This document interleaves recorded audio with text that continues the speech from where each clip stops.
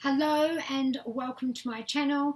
This is the weekly reading, general weekly reading for the 2nd of January 2017. Happy New Year to all of you, from my family to yours. This week starts off with a windfall, a lucky opportunity, a lucky break. With your work. You have the World card, which is a major arcana card, so this is a major movement forward or a major opportunity, a major offer, a major job, person, situation, or crossroads decision to do with your work, your finances, or your study. It could be that you're receiving the accolades, achievements, or results, or feedback that you were waiting for. It's a yes. It's a completion of something that you are proud of. It is also coming full circle. So you could be graduating from a traineeship into a full-time employment. You could be going from a transition period of a new job into full-time work. You could be finishing and receiving your results from study and gaining the results to get full-time employment. If you've been looking for a job, this is gaining that employment. There's also pride around your financial situation and the work that you've done. You could be receiving accolades, achievements, or a promotion based on the work that you have done. So this is work done that is congratulating you, moving you on forward. It's also opportunity, lucky opportunity, windfalls, fortuna. This is right time, right place.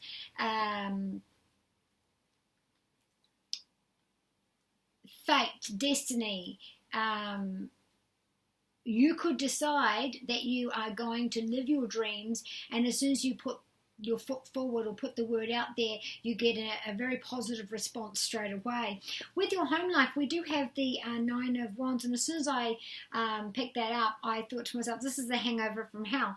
This is, and it doesn't just mean that you've got a hangover. This could be family visiting or family occasion where you're all together, and this just seems to be going on for days. It makes me laugh because I'm thinking of the Friends episode where they said this is the longest hangover in history because they got married in Vegas and it took forever to get a divorce. It's that kind of scenario where this is Sagittarius, Aries, Leo.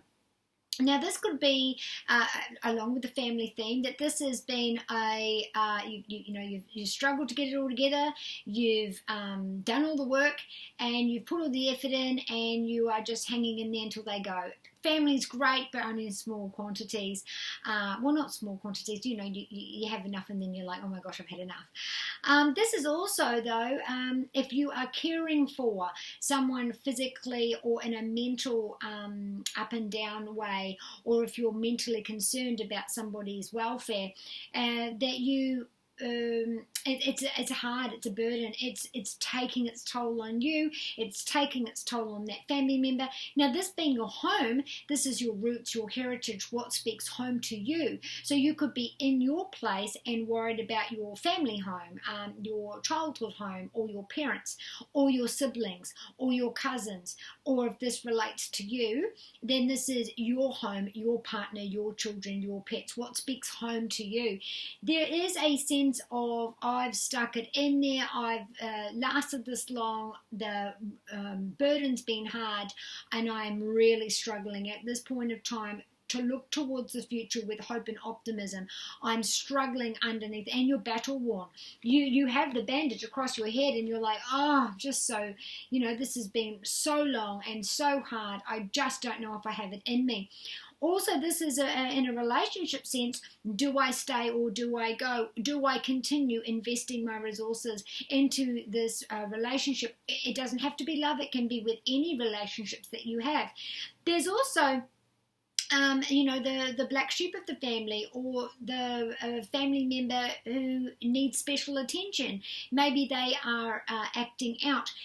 Someone could be physically sick or mentally unwell, and the cost of the burden, the weight of the burden has fallen on you, and you're tired of it. Or maybe you're tired of the burden of this, this long drawn out battle. You're tired of something that is long and it's overburdened and it's carrying you. You're carrying it and it's heavy, and you are at that point where you're like, can I do this?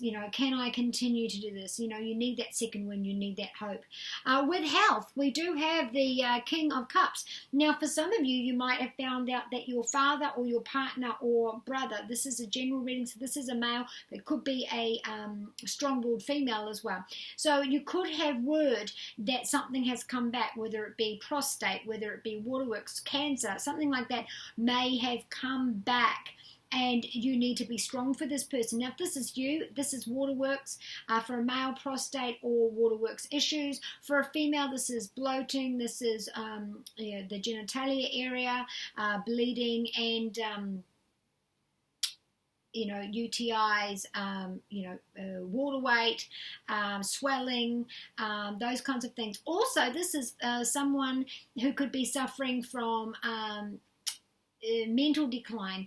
The 12th house, this is Pisces, the 12th house, which rules the undercurrent, which is all the trauma, feelings and emotions we hold underneath that we don't show. So someone could be living in their head, obsessive thoughts, thinking too much, worrying too much, and it's come out in physical symptoms from that worry, that stress. There is good news coming, or quick news coming rather quickly, and then you'll have options. The options will be there. Now, you also may have options that come that you hear about now that you cannot act on for a foreseeable future, but that you're getting that word now. With our love, we do have the Three of Cups. This is a honeymoon period with water signs. Pisces, Scorpio, Cancer. If it's not, not your water sign, then this is a successful love card. This is honeymoon periods. This is getting engaged. This is something to celebrate, something to announce. This is harvest. This is something that is being nurtured, being growing, and is now bearing fruit. So you could be getting engaged. You could be getting married. You could be announcing you're pregnant. Could be announcing you're getting engaged. Moving in together. This could be Facebook status. There's something about love that is joyful, that is cause for celebration. Also, as soon as I said that, I thought this could be a good week to meet someone through a family celebration with friends or with co-workers. So it's with the networking while you're out, you could meet this. This could be a water sign that you meet. So let's have a look at Adoring Virtue Messages from the Angels card to give extra insight into this week.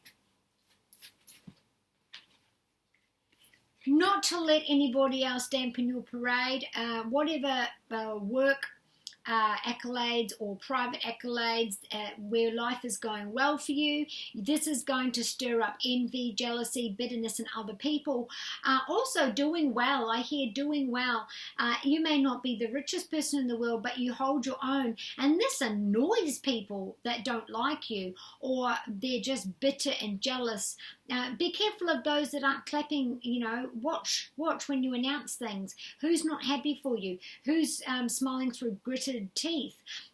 This is also about not being afraid of your power.